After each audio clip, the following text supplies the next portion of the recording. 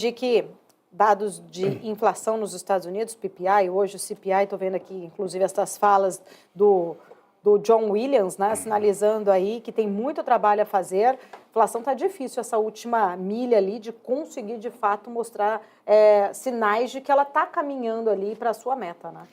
Paula, os Estados Unidos está no momento de esquizofrenia. Você tem uma taxa de juro entre as mais altas históricas e certamente a mais alta nos 20 anos passados, e ao mesmo tempo nós temos o maior impulso fiscal da história dos Estados Unidos num período de não guerra. Eu estou falando de guerra mundial, não estou falando de guerra no Iraque. Esse impulso fiscal, o Inflation Reduction Act, isso aí, o IRA, como é conhecido lá, já disponibilizou cerca de 6 trilhões de dólares na economia americana. Obviamente que isso gera um impacto na economia, porque esse dinheiro sai do governo, ele faz o trickle down, ele permeia toda a economia e isso aumenta a oferta à base monetária dos Estados Unidos. E as pessoas fazem o quê? Elas saem às compras. Essa é a taxa de empréstimo? Não, essa é a oferta monetária, o dinheiro em circulação. Quando o governo toma dinheiro emprestado, ele precisa se financiar, né? O Tesouro toma dinheiro emprestado. Muitas vezes ele faz isso através de uma facilidade que existe no Banco Central, que chama Repo Facility, que ele empresta uma taxa mais viável, mais favorável ao Tesouro. Ele é uma maneira que o Banco Central aperta a prensa para criar dinheiro.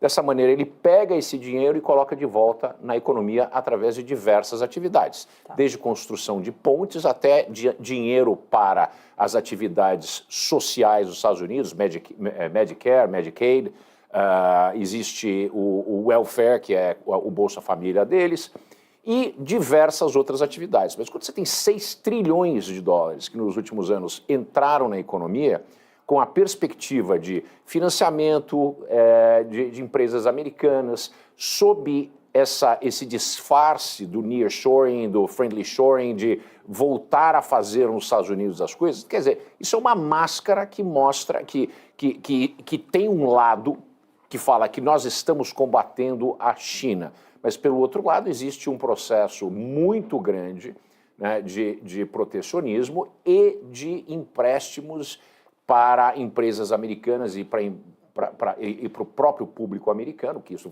bate nos bancos. Os bancos estão num nível recorde de empréstimo para a população, mas esse dinheiro acaba se manifestando na economia real e isso que gera um impulso fiscal. Esse impulso fiscal, né, ele deveria ser neutralizado se a gente não quisesse ter nenhum problema com isso em termos monetários, que impactam diretamente a inflação, a gente esterilizava isso em tirar dinheiro de circulação. Mas essa relação não está acontecendo numa proporção que o dinheiro criado e ofertado consiga ser minimizado pela taxa de juro atual.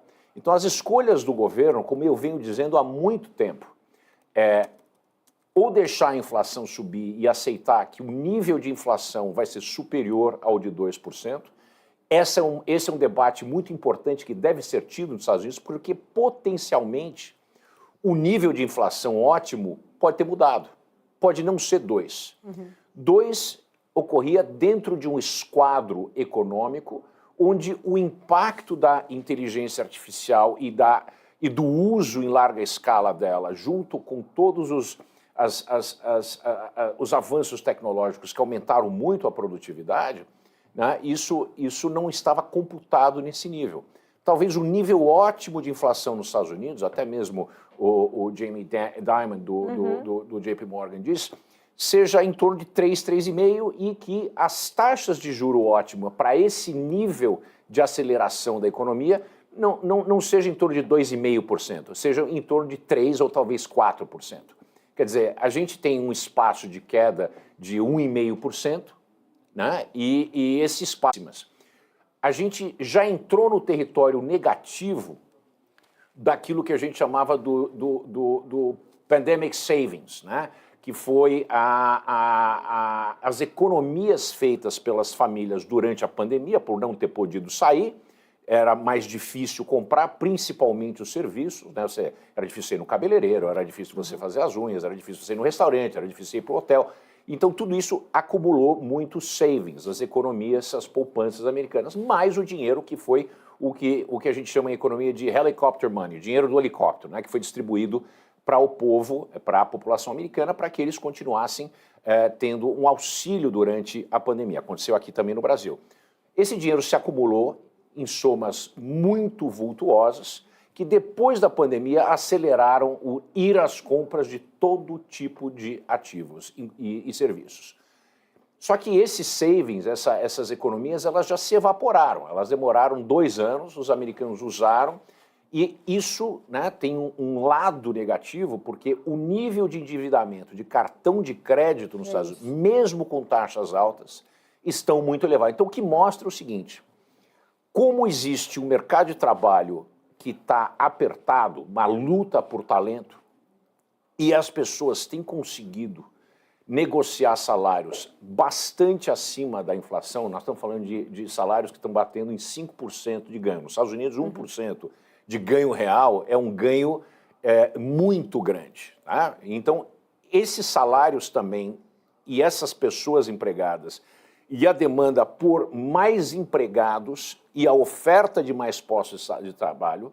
Então, vocês estão vendo que são vários vetores juntos que estão empurrando isso. Então, se a gente voltar um ano atrás, 1 ano e meio atrás, quando eu estava aqui no começo e falei o seguinte, acho que Jerome Powell errou no modelo de abordar a inflação. Ele demorou muito para levantar a taxa de juros, muito, né, com aquela ideia de inflação passageira, né? Transitória, passageira, e quando elevou a taxa, foi muito gradual. Então ele não deu um susto e pegou o mercado desprevenido, que seria um modelo mais Paul Volcker, que aconteceu no começo da década de 80.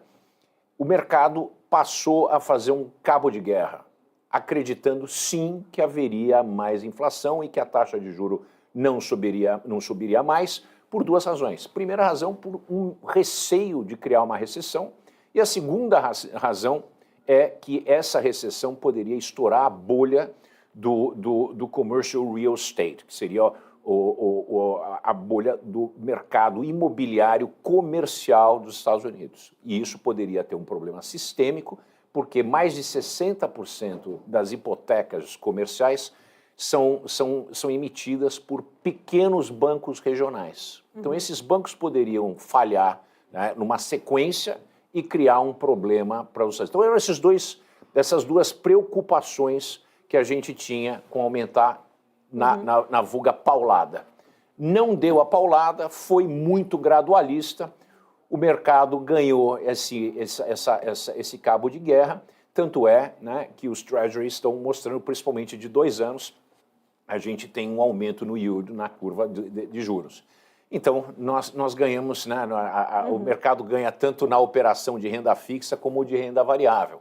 E essa preocupação que o Fed tinha de causar uma recessão, né, significa que o Fed está disposto, provavelmente o governo também, de não ter uma recessão que seria um reset da economia, uma recessão leve e rápida, mas fizeram opção por mais inflação, por causa do crescimento.